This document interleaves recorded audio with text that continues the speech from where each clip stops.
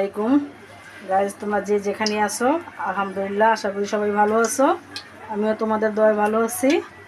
আজকে রান্নার ভিডিও নিয়ে আসলাম তোমাদের মাঝে। আবারও সরিষা ইলিশ রান্না করব। আমি প্রথমে তেল দিছি, তখন তোমার সরিষা বাটা দিয়ে দিব।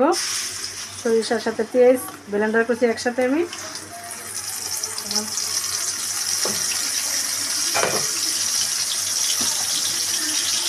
সরিষাতে তেলের পরিমাণটা বেশি লাগে, তোমার হলুদ মরিচও বেশি লাগে। আমি 2 চামচ হলুদ দিচ্ছি, 2 চামচ মরিচ দিচ্ছি। পরিমাণ বুঝে লবণ দিচ্ছি। তেলের পরিমাণটা অনেক বেশি লাগবে, তেলের পরিমাণটা অনেক বেশি দিবে। সরিষা ইলিশ তেল লাগে, হলুদ মরিচ বেশি লাগে। আর একদম কষা কষা করে নিবে, নাইতে সরিষার থেকে গন্ধ আসবে, কাঁচা গ্রান আসবে, খাইতে পারবো না। দেখো আমার সরিষাটা কষানো হয়ে গেছে। তখন আমি পরিমাণ মতন পানি দিয়ে দিব। আর আমি সরিষা ইলিশ করলে সবসময়ই মাছটা কাঁচা দেই, কাঁচা দেওয়ার চেষ্টা করি।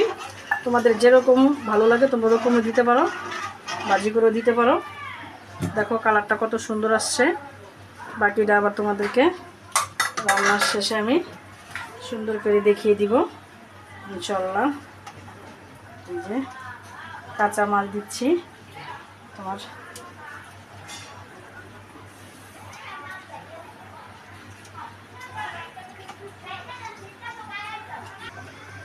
আসসালামু আলাইকুম গাইস, ভেন্ডি ভাজি করছি।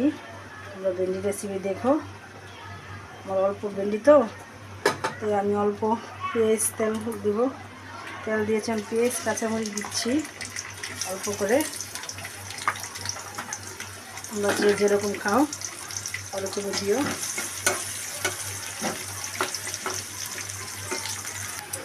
দেখো আমার পেঁয়াজটা ভাজা হয়ে গেছে। এখন আমি ভেন্ডি দিয়ে দিচ্ছি। পরিমাণ মতন লবণ দিয়ে দিচ্ছি।